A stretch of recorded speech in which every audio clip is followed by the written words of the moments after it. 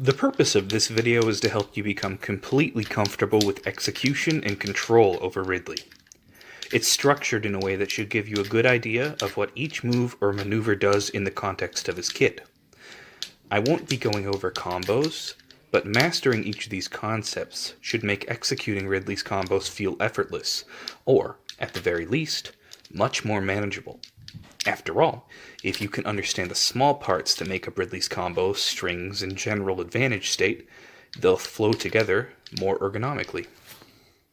Every single thing I mention in this video should be practiced. When you break actions down to their most basic levels, movement is one of the most ubiquitous and important aspects of Smash. If you don't have total control over your movement, your spacing, punish game, and general flow will suffer. Walking isn't exactly something you need to practice, but it's worth implementing in actual games. Ridley's walk speed is pretty good, so don't forget to use this to your advantage. It gives you access to options that wouldn't normally be available until the end of your foxtrot, such as tilts and your shield. As a result, you can space F-tilt and down-tilt more precisely. You also have more freedom when reacting to projectiles, which is an important part of fighting zoners that I'll go into later.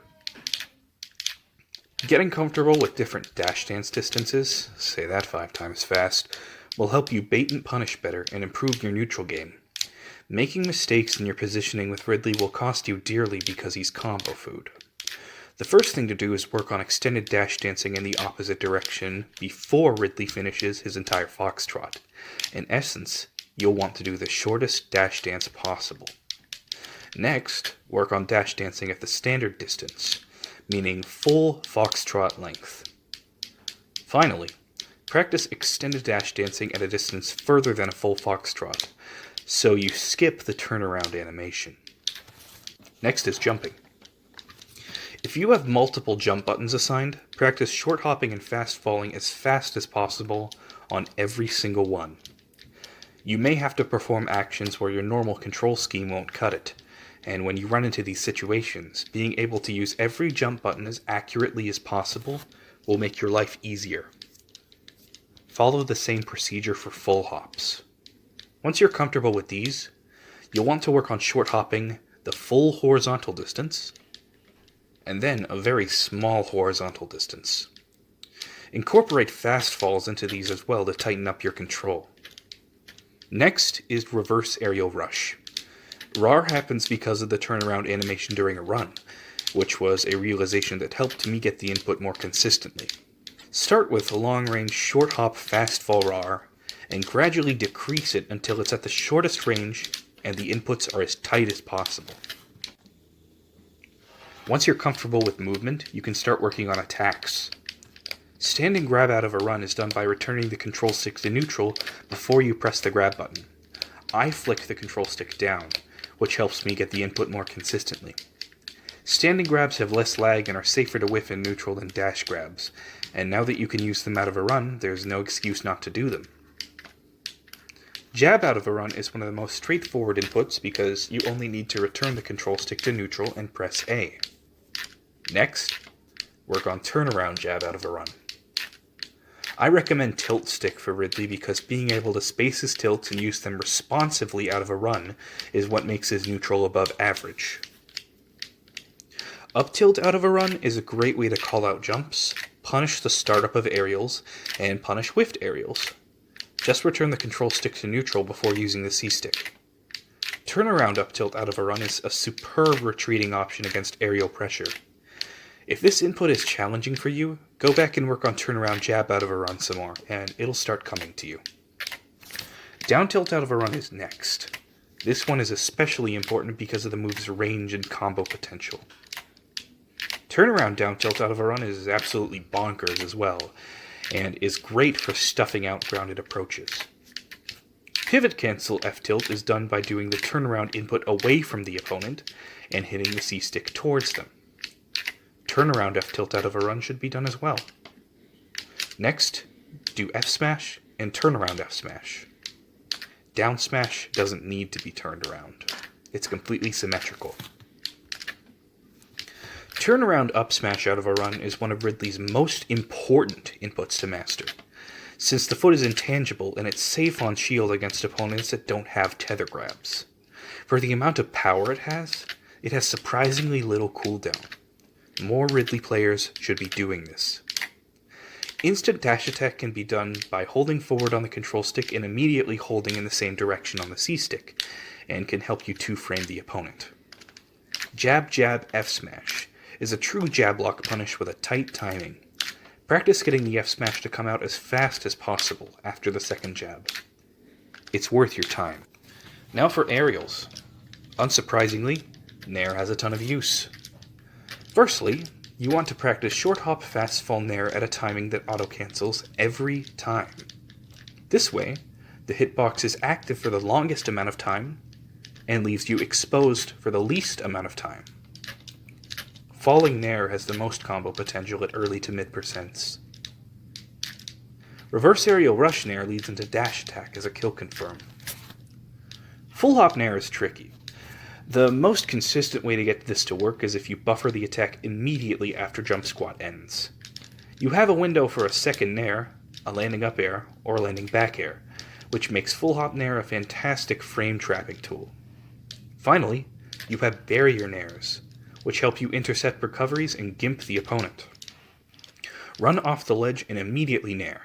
Since Ridley has multiple jumps, he can shark by the ledge much more effectively than some other characters. Full hop fair is an important component of Ridley's combo game. The same rule from full hop Nair applies for the timing.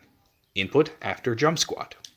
Use the C stick so that you can drift towards your opponent. If you land with the first two hits of fair, you semi-spike aerial opponents and pop up grounded ones slightly for follow-ups. This is a great tool for spacing and corner pressure. Full hop dare off the side of the level is actually viable on Battlefield, FD, and both Pokemon stadiums because you can catch recoveries and still recover the ledge. Landing up air is a fantastic combo starter with a poor hitbox, but that doesn't mean you shouldn't practice it. It's great against big whiffs. Short hop double jump up air is a kill that landing up air confirms into. Full hop double jump up air kills out of landing up air shortly after the short hop version stops working. Landing bear is a strong spacing tool that's difficult to challenge in the neutral. It's also a fantastic hip check. Full hop bear is great because the move has negligible lag in the air, allowing you to frame trap and pressure. RAR bear and RAR landing bear are both important to practice, as the move is very powerful. Ridley's specials aren't exactly complex to use, but there's still a few tricks that you should work on. Full hop fireball is really versatile. It starts combos, covers you for an approach, and is great against recoveries, allowing you to pressure and potentially frame trap. It also kill confirms into dash attack at around 125%. Along a similar vein, B reverse full hop fireball gives you forward momentum, making it an even more effective approaching tool. Practice running as soon as you can at a full plasma breath. Having a good understanding of when you can start moving will help you improve at finding combos and follow-ups. This is actually extremely important, because this can kill confirm into dash attack. Find the distance where full plasma breath catches the 2-frame, and practice getting to that spot as fast as possible. A back roll or full foxtrot from ledge is usually perfect.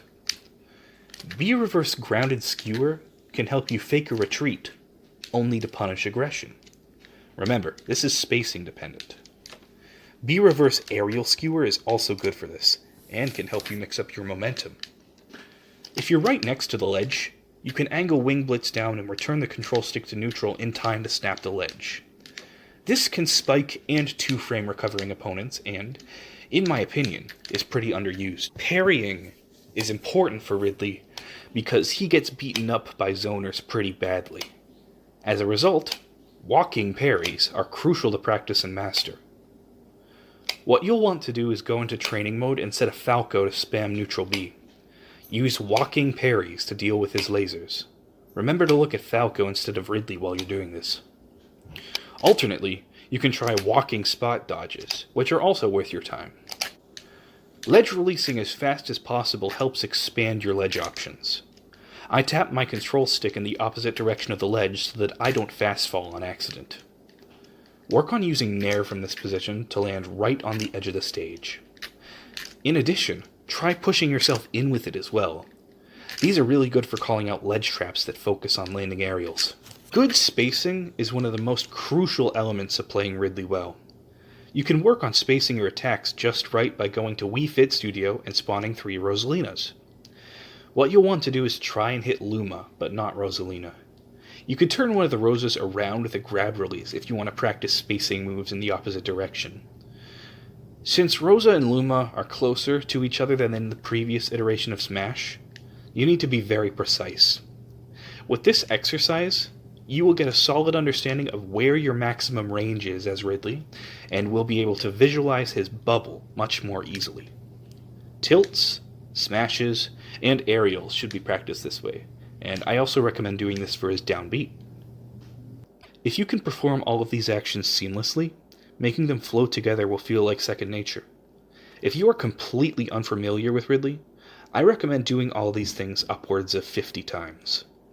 If you feel comfortable with Ridley but just want to refine him to a point where you feel completely fluent, 20 times should suffice.